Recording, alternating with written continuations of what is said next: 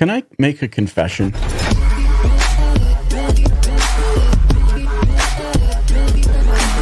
This is Auto Collabs. It's only the three of us, so go ahead.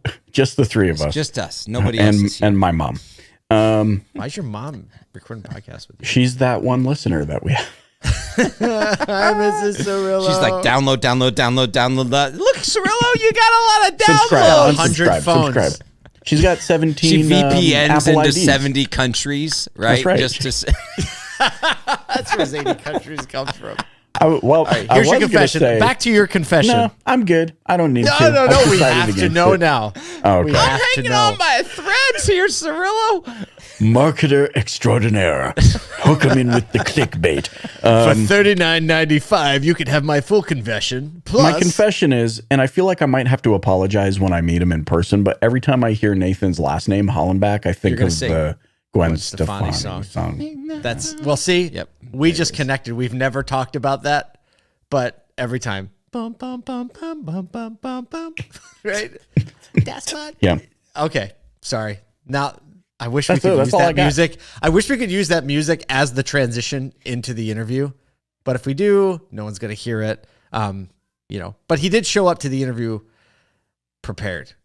But we don't know that yet. Yeah, we do.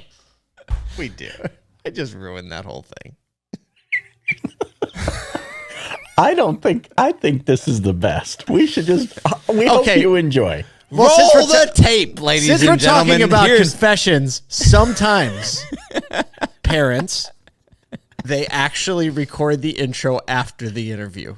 It's unbelievable. If you can't tell already, because we're all wearing different outfits. Well, hey, look, we hope you enjoy this conversation with Nathan Hollenbeck, actual marketer extraordinaire without clickbait. All right, we've got my man Nate Hollenbeck here with us, the man, the myth, the legend at DGDG, hanging out there doing some crazy cool stuff. Nate, thanks for joining us. Hey, thanks for having me, guys. Always a pleasure to see you guys. Yeah, awesome. So for those of you that don't know, just like 5 minutes before this, we get on, and he is wearing a black hat and this absolutely ridiculous, which if you Putting get it back to see on. the video, he's You putting gotta it watch back the on. video if you're just listening. This absolutely ridiculous, like perfect. Actually, I need to grow out my mustache so that it matches this beard at this point because it's that good. Very sophisticated. All you have to do is add like the little twirls at the end of that mustache, little mustache wax, and I would certainly keep my kids away from you. And naturally, he checked with other people to make sure that it was perfect. So Jake Barron and Ben Hadley, if you're watching or listening, thank signed you off. for that. Yes.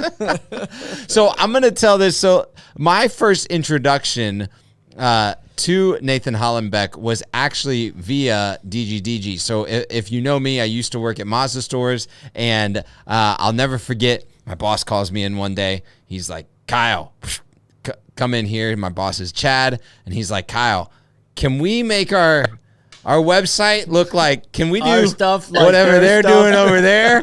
And I was like, typed up online, and I was like, no. And they were like, how come? And I was like, because of that guy right there. Because of that guy right there. So they take us back a little bit, because I think a lot of people, when they see the DGDG brand right now, and they see what you've done with technology and the marketing influence in the market you're at, and what you and Jeremy Beaver and the tech team there have been able to accomplish, they kind of see like a lot of, and even though you're not at the end product, but it's kind of this end product. But take us back in both your journey and then the journey of like bringing the DGDG brand to where it is today, maybe.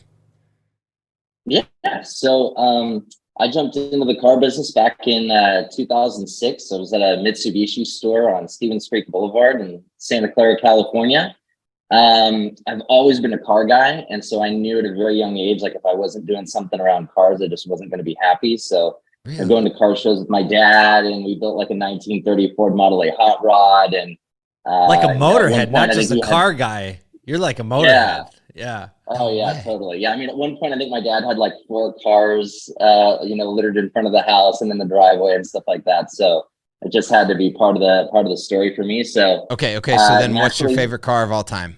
Before we get into it, what's your favorite car of all time? Probably hard to answer. So it's evolved over time, and I get some flack on this answer, but it's the Audi R8, the first gen body style. That car, like, just is beautiful, luxurious performance. Like, sure, you could probably get something like with more performance for that buck, but like, just it's the whole package for me. I just love that car. It looks and sounds amazing.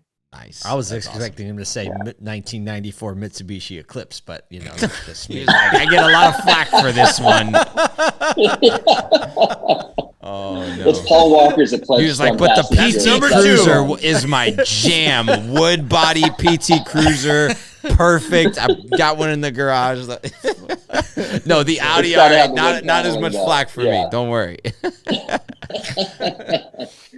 All right, so Sure. keep So, us yeah, rolling. so- Sorry I had to interrupt us with that regularly scheduled Good program. question. That's the great. question. That's Yeah, really that- what people want to know anyway.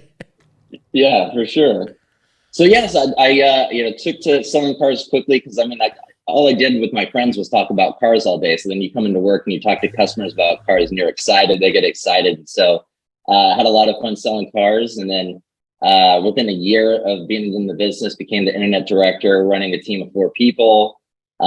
2008 happened at that point in time, and things were on their decline. Jumped out of automotive for a quick minute into banking at Wells Fargo, like in the middle of all their crazy fiasco that all the shenanigans that they were dealing with. That was a crazy So I only fiasco. lasted. Yeah. I wasn't willing to do what needed to be done, all the opening of fake accounts and things like that to hit the sales numbers. So after about 6 months, I bailed, just going, sorry, this isn't for me. Caught a really cool opportunity to get into mortgage lending under a mentorship program. I got my real estate license and eventually got my NMLS license for California. But then I was doing a refi for my old GM, and his nephew was in the internet department, and he and one other guy were there, and they're selling like 8 cars a month between the two of them. And he was like, you should come back, be our internet director again. It'll be great. And so I said, sure. All right. And I came back because that time, people still were completely underwater in their mortgages, and you'd finally find a client and trying to get them through the refi. You just couldn't get them there with the loan to values and stuff like that. So I came back to the auto business a little bit with my leg, tucked in between my legs and a little reluctant because I felt like I, struck out on the mortgage side, but it ended up being the best thing for me because here I am now years later. But I took that department that was selling 8 cars a month and got them selling 40 cars a month within about 90 days.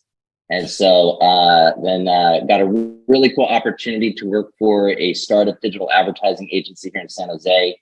I was there for about 2.5 years before deciding to come to DGDG. So I'd had a client that we quadrupled their website traffic, tripled their phone calls, and doubled their leads. And they didn't sell a single car more, so they fired us. And I was like, wow, okay, clearly It was on the your marketing fault, side- though. It's always the marketer's fault. Yeah, right. So I kind of decided I wanted to come back to retail just because I wanted to be ingrained into the sales process and not be just driving traffic, but being able to help with the end outcome. And so that was 8, almost 9 years ago, jumping on with DGDG, and had a number of roles until getting to VP of marketing here. So it's been a pretty awesome journey. Okay, so I love that perspective because, a lot of people, when they hear marketing, they hear just like, oh yeah, those are the people that are, like you said, responsible for getting the website traffic, the leads and the phone calls, and that's all they do. But you took an approach coming back into it, and I think still take an approach today that marketing and operations are actually joined at the hip to each other. Can you explain your perspective on that and how maybe you take the approach every single day from the marketers, leaning on the marketer side, but understanding the operations kind of goes hand in hand, and the perspective that you bring to DGDG in your everyday with that?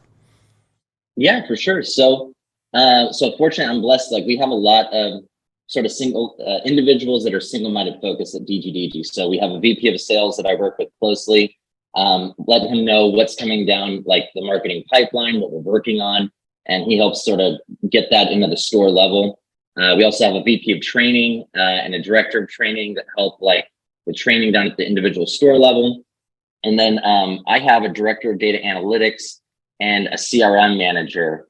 And we take a lot of the insights that we developed from a data lake that we've been developing over the last 6 years and utilizing to really streamline and build our own reporting. And then to be able to take that reporting and give actionable insights to the training team and the sales team to be able to work on getting better, right? We really believe that if you can measure it, you can improve upon it. And so we've really, really over-invested into that reporting capabilities and that technology. What's How an can example of one thing that like you saw on the marketing or the data side, maybe over the last couple years that you saw and were like, red flag, all right, get everyone together. We've got to attack this thing. What's one of those examples and how you attacked it? So we take in a lot of different data sources into the data lake, from inventory to sales, and all the financial data and whatnot. And so I think, we look a lot, we have something that we kick out 3 times a week called the vitals for new and for used cars. So we can understand like pricing performance, inventory engagement, leads, and conversion rates and things like that. So it's really easy to kind of look at that and get a state of like the heartbeat of the dealer group. And if a dealership is like, hey, I'm having struggles with this, that, like, you can usually dive into that report with them and get into the weeds a little bit and uncover what it is that may be going on at their dealership. So how could pricing be impacting their ability to generate leads or sales opportunities, right? So I think those are the things that we look at on a regular basis, where the more that we added to that report, the more like we theorize, like, what do we need in this report? What's not useful in this report that we should swap out with something else? Like over time, over the years, it's evolved a lot just from looking at different data in different ways and trying to use it as the best business intelligence possible to run the organization. Can you give the listeners some context as to the size and scale of your group, right? Because I think dealers are always trying to like say, okay, how big is this organization? Because you just talked about dedicating people to things that pretty much very few people have a dedicated person, right? You are this, right? You just focus on this only and integrate. So tell us a little bit about Del Grande, size, age, management structure, et cetera. Yeah. So for my team in particular, we actually have 30 people on the marketing team today. So the bulk of that being photographers, keeping up with all the new and used inventory. Can you actually zoom out a minute and just talk about the stores first, and then we'll get into that? Sure. Yeah. So we have 16 rooftops here throughout the Bay Area, and 16 different OEM brands that we represent. All like very centrally located. Every in Northern rooftop California. is a different brand? No, it just lines up that way. Like we have some, we have like 4 Mazda franchises. We got 4. We got a Chrysler Dodge Jeep Ram, so you have 4 brands at one location. But yeah, it pencils out to being 16 rooftops and 16 brands. But we don't currently have any like Highline or anything like that. But that's one of the things that we're hoping to get into. But yeah, so it's we've kind of coming back to your question about branding. The fact that we've been so centralized throughout the Bay Area and in Northern California, like it's become a very recognized brand. And as like we've really put a lot into the brand marketing efforts to make sure that people always consider DGDG on their shopping list when they're trying to buy a car. So, and how about an idea of group volume? Are you allowed to share any of that? Yeah, so usually roughly around 25,000 cars a year. I mean, that's fluctuated a little bit in the last 2 years with trying to get inventory. I think our best year we did roughly 30,000 cars. So it's a big organization, about $1 billion in sales a year. And a little over 1,100 team members at this point in time across 16 rooftops in our management group. Okay, and then you got back down. You have a 30-person marketing team, you were saying. Yep. So I mentioned 15 photographers keeping up with the inventory, and we do a lot. Like you can actually see behind me for those that are watching, like our own beauty shots. Like we don't use stock OEM footage or images. Like we do everything here in house. It's a really, just if you're just listening, it's a really awesome picture. It looks great. I thought it was stock or you picked it up somewhere. It looks amazing. Yeah. So blessed to have that part of the team. We've got 3 full-time web developers, 3 full-time graphic designers, I mentioned our CRM manager, our director of data analytics, ad operations management, so paid search, display, pre-roll, Facebook ads, and then a communications manager that handles PR, social media, online reputation, and events. So it's a pretty big team that to tackle everything possible. So Yeah, I'd say. I mean, That's a when thing. were you around when well, actually, let me ask this question first. Is your marketing team 100% internal? Do you use agencies or anything like that as well? we have an agency for traditional advertising on the media buy, but we Yep. produce the actual ads ourselves. So we don't outsource that. So can you tell me about the transition when the group decided, hey, we're going to go in-house, or just has it always been that way since you've been there? There was always the desire to have everything internal and not outsourced. When I first joined the group, they were using 3 different agencies on like the digital side, and we're trying to figure out like, which one was going to be the best performer that they could use across the whole group, or could they find someone like me that had the agency experience that could build all that in-house. So we've slowly but surely over time just continued to take things and bring them in-house, SEO, paid search, all that different stuff.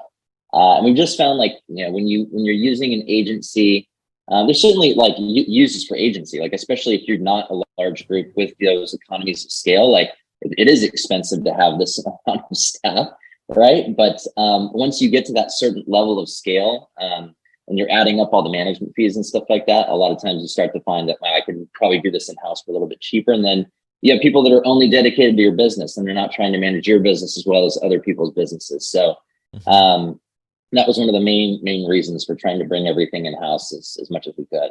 Yeah, we're definitely seeing, Kyle and I get to interact with a lot of people across the country, and we're definitely seeing a growing desire for larger groups with more leverage to say like, hey, how can we get a little bit more control over everything that's going on? And like you said, how can we have more just dedicated resources into the marketing department to get the efficiency of scale, and then to really make a really great handshake between the marketing and the data and the operations. And that is really tough to do if you use outside agencies. So I'm always curious from somebody who's actually executing it well about what it took to get there, and kind of what the result is. Well, the results are obvious.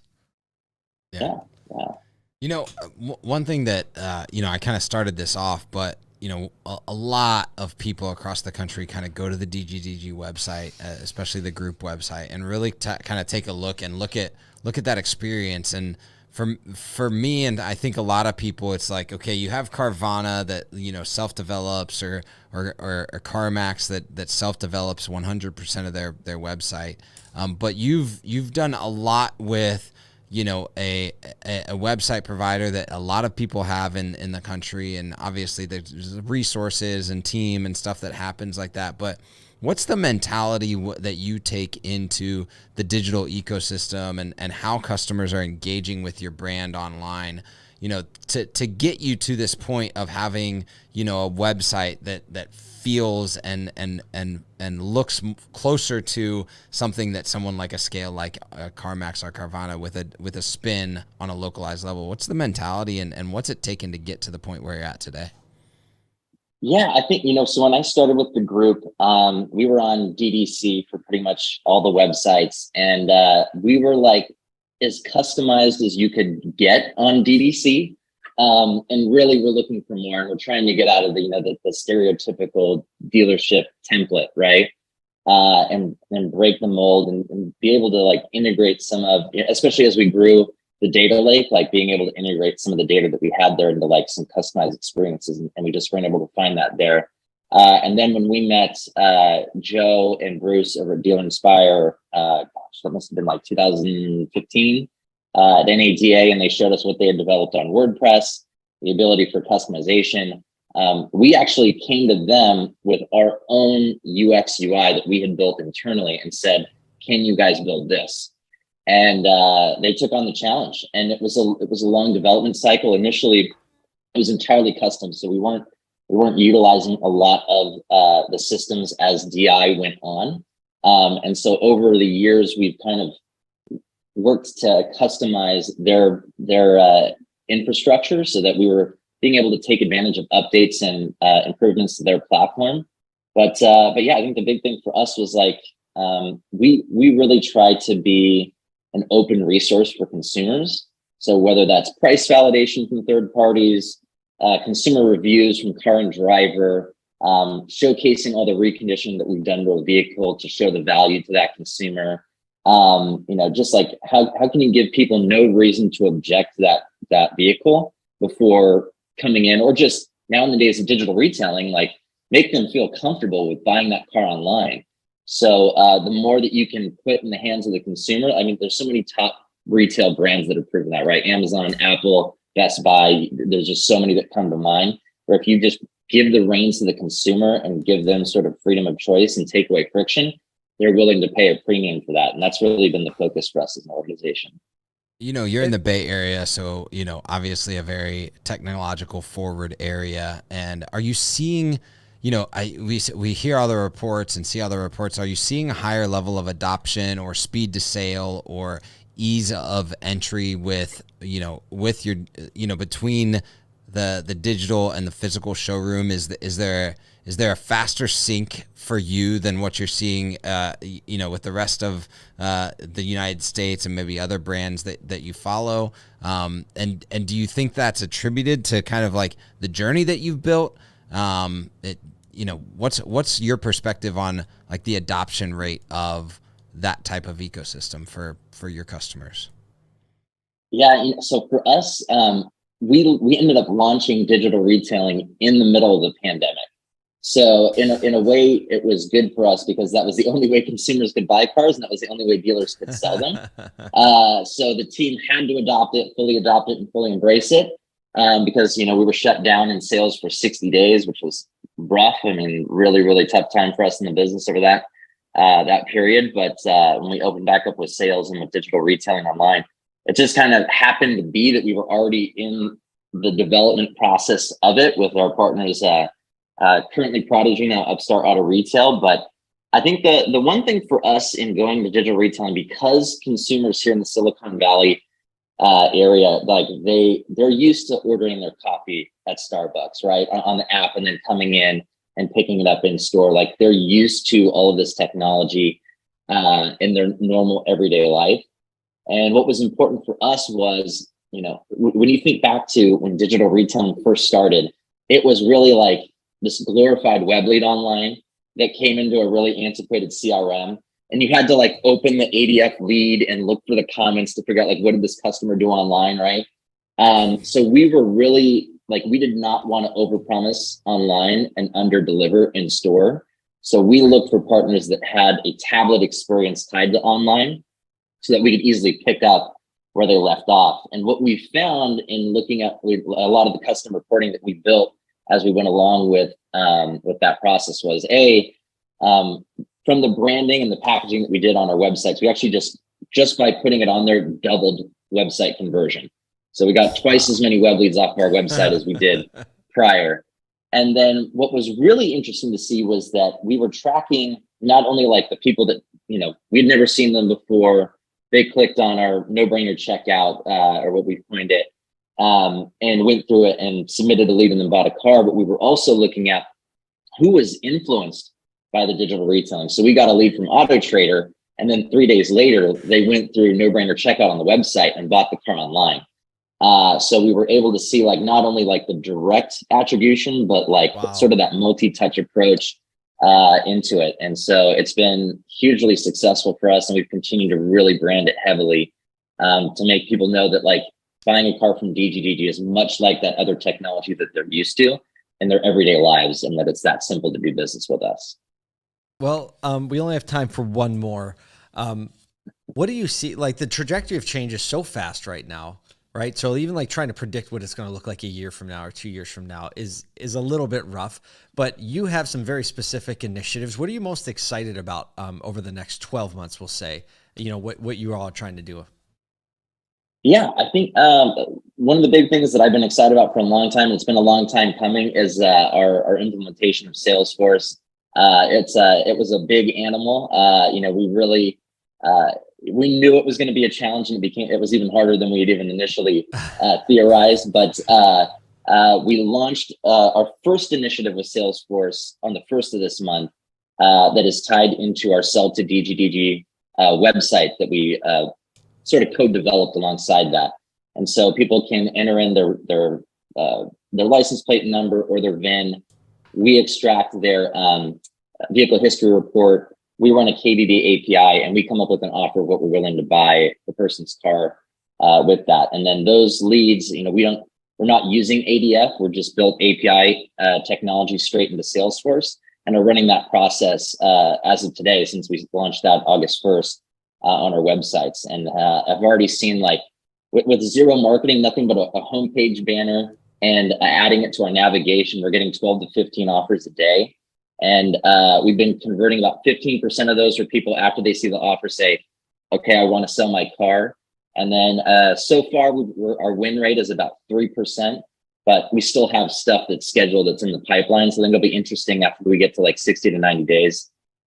We've also been very conservative with the offers that we've been giving, just because it's new technology. So I think we'll be ratcheting that up to help meet more conversion and higher win rates. But knowing that it works now and seeing that it's working is very exciting, because now we know a lot more, and when we go to implement it in the stores, we'll be that much more ready for it. So that's what's really exciting for me right now. Well, if you're listening and we didn't say it, go to dgdg.com. And yes, ladies and gentlemen, he did say Salesforce. For all of you that are like, wait, did he just say Salesforce? Yes, he did. Nathan Hollenbeck, thank you so much for giving us some time today and continuing to push the bar forward. We need the people who are going to continually push it to show us all what's possible. So thank you so much.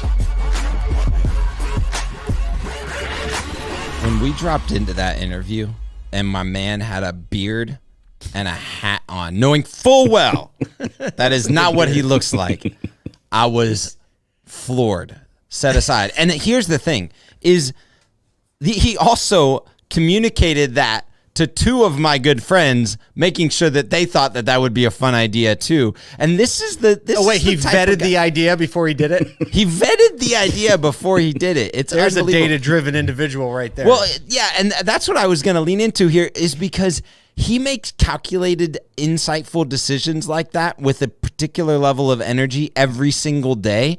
And you see that when you look at the way that DGDG goes about marketing, goes about interacting as a team, content delivery, right? The fact that they have 20-something people on their content and technical marketing team across photographers and videographers and IT specialists and developers and himself. Like that is a dialed-in man that he takes that same approach into coming to a podcast, that he did the research, bought the hat, all of that type of stuff. You can't be at that level without bringing that level of game to everything that you do.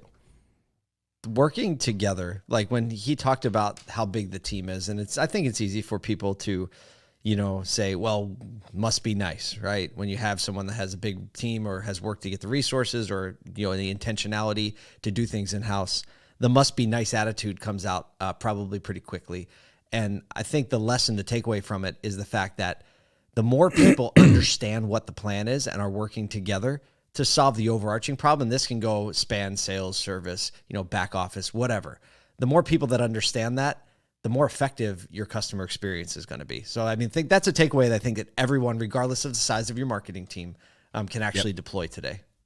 That's a very unique skill set too. Like talking about where you want to go, one skill set. Being able to actually get your team on board so that they understand. That looks like, in application, what that looks like is more conversations probably than you want to have, but that are necessary, just to make, because like people spin out so quickly, and no organization is immune to like just the fact that we overthink things and whatever. So like I just really think, to me, it stands out how important of a skill set that is, to be able to actually, to your point, rally a team around a focus point and make sure they're all moving in that direction and understand it, is certainly tremendous. We hope, of course, that you enjoyed our conversation with Nathan Hollenbeck. On behalf of Paul J. Daly, Kyle Mountsear, and myself, Michael Cirillo, thanks for joining us on Auto Collab.